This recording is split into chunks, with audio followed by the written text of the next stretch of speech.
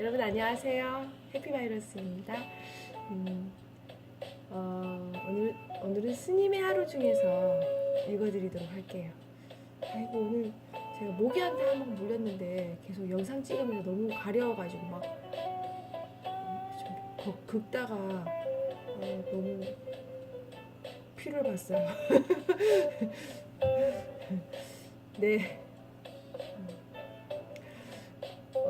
오늘 기독교와 불교에 대한 이야기 해주셨어요. 기독교와 불교 두 개의 가르침을 병행하고 싶은데 질문 제가 읽어드리고 있습니다. 이것이 모순은 아닐지 여쭙고 싶습니다. 또 저는 틀이 강해서 저를 힘들게 하는 사람들을 원망하거나 탓하는 게 심합니다. 그걸 내려놓으려면 어떻게 해야 되는 건지 궁금합니다. 네, 질문 읽어드렸고요. 스님 답변. 아무 모순 없이 병행할 수 있어요.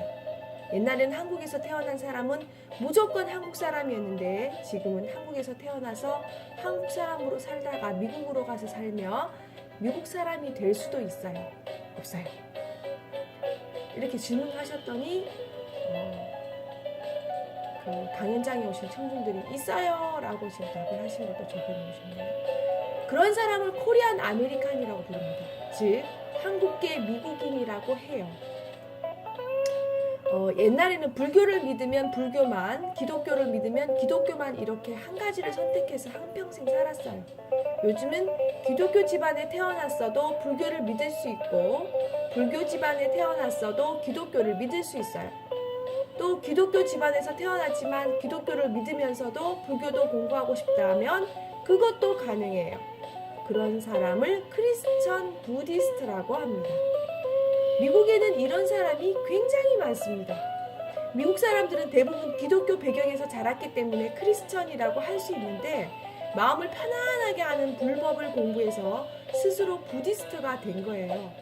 그렇다고 문화적 배경인 기독교를 버리고 싶지는 않고 그렇다고 불교를 배척하고 싶지도 않고 그래서 결국 나온 이름이 크리스천 부디스트입니다. 제가 이번에 미국에 가서 워싱턴 DC와 샌디에이고에서 미국인을 상대로 강연을 했는데 강연 장소가 모두 카톨릭 대학교 강당이었어요. 어떤 사람이 기독교인인 것과 그 사람이 괴로움에서 벗어나고자 하는 것과는 아무런 모순이 없어요. 그래서 질문자가 하나님이 이 세상을 창조했다고 믿는다면 믿으라는 거예요. 믿음은 개인의 자유이니까요. 믿음에 대해서는 그게 진짜냐 아니냐 진리를 논할 수가 없습니다. 그건 불교적 수행과 아무런 모순이 없습니다. 질문자가 고난 속에서 오히려 하나님의 축복을 받는다고 했는데 그건 고통 속에서 복음이 들린다는 말과 같아요. 이것도 수행과 일치하는 얘기입니다. 전혀 모순이 없습니다. 사람은 모든 게 다 편안하면 교만해지기가 쉬우니까 좀 어려움이 있어야 겸손할 수 있거든요. 20대 때 인기 배우나 가수였던 사람들의 삶을 보면 대부분 결과적으로 행복하지 못합니다. 나중에 인기가 떨어지면 굉장한 방황을 하거든요. 그래서 젊을 때 고생을 많이 하는 게 실제로 훨씬 좋습니다. 고난 속에서 하나님의 음성이 들린다는 건 진실입니다.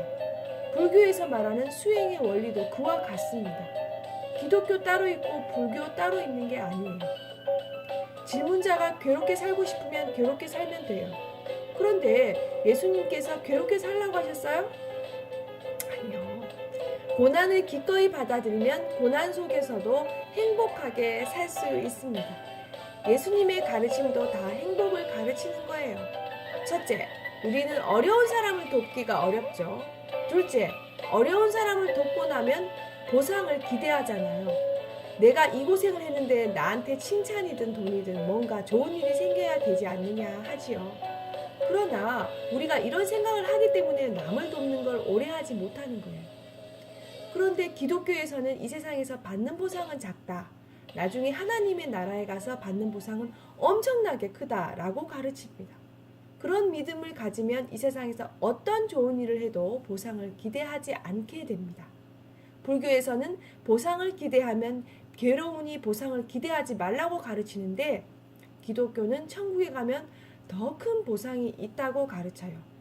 보상 심리를 버린 건 아니지만 어쨌든 현실에서는 보상을 바라지 않게 됩니다. 그런 믿음을 가진 사람은 나한자촌에 가서 평생 살 수가 있습니다. 그냥 사는 것도 아니고 웃으면서 살 수 있는 거예요. 그러니 기독교인이 죽은 뒤에 천국에 가면 보상받는다는 믿음으로 지금 이 세상에서 보상받는 걸 기대하지 않는 것이나, 불교인이 보상을 기대하는 게 괴로움의 원인이니까 보상을 기대하지 않는 것이나 둘 다 결과가 같지요. 또 청중에서 예라고 대답했어요. 그래서 저는 기독교인의 신앙도 참 좋다고 생각해요. 물론 천국까지 갔는데 보상이 없으면 그걸 믿었던 사람은 또 괴로움이 생기겠죠. 그런데 처음부터 보상을 기대하지 않은 사람은 천국이 있든 없든 신경 쓸 필요가 없어요. 논리적으로 따졌을 때는 후자가 더 낫긴 하지만 현실적으로 두 사람은 별 차이가 없어요. 그렇기 때문에 나한자촌에서 평생 웃으며 봉사한 수녀님들은 세속에서 보상에 대한 기대가 없어요. 기대가 없는 봉사를 불교에서는 무주상 보시라고 합니다. 기독교에서는 천국에 가서 받을 큰 보상이 있기 때문에 지금 이 세상에서 받는 작은 칭찬 같은 건 신경 쓸 필요가 없는 거예요. 이것이 우리가 현실에서 행복하게 사는 길이라는 거죠. 그러니 둘을 갈라서 이건 임시방편이고 저건 위대한 말씀이라고 하면 논쟁에 불과해집니다. 실용적으로 접근하면 두 입장 모두 심리적 현상은 같습니다. 질문자는 스스로를 기독교 신자라고 하지만 제가 볼 때는 기독교 신자가 아닙니다.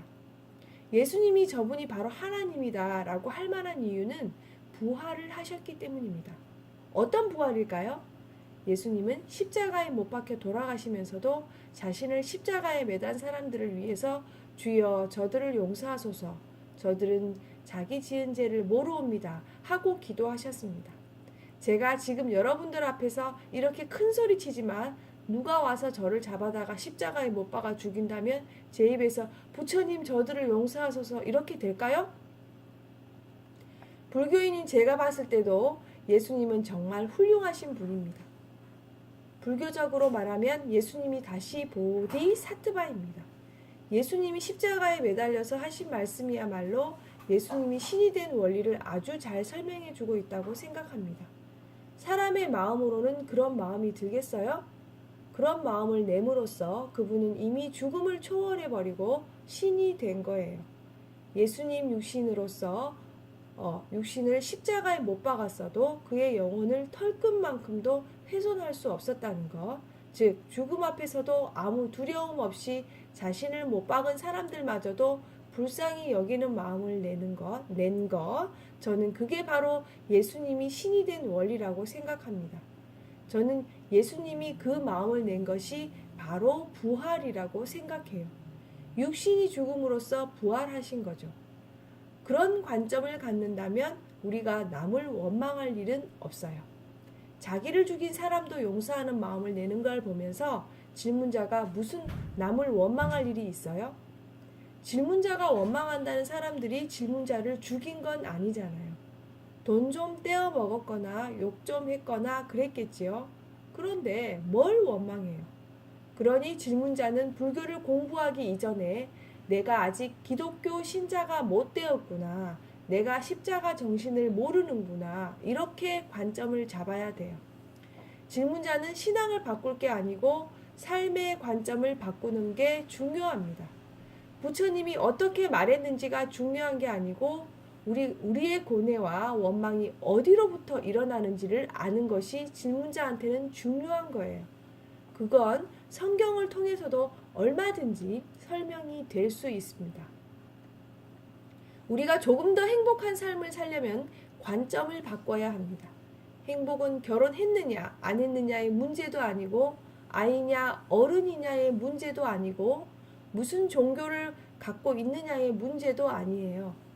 그러니 질문자는 이런 관점을 갖고 접근하면 좋겠습니다.